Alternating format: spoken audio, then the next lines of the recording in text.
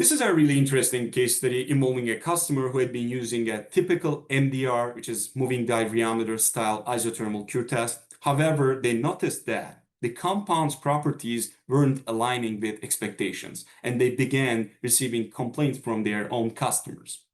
To investigate, they performed a mold cure and reached out to us for support, asking if we could help simulate their actual mold temperature profile.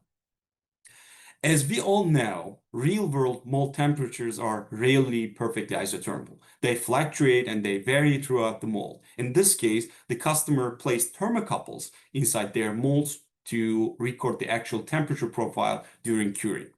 Using that temperature profile, we took the next step with our enterprise database, which allows you to upload a custom temperature profile as a simple text file. With just one click, we were able to run a variable temperature analysis test based on their real mold temperature conditions.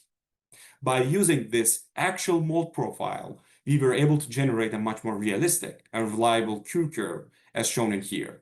And this approach provided a more accurate picture of the curing process and helped bridge between the gap between the lab testing and in-mold performance. Bringing in real temperature data helped mimic true production conditions, making the RPA data much more relevant and actionable.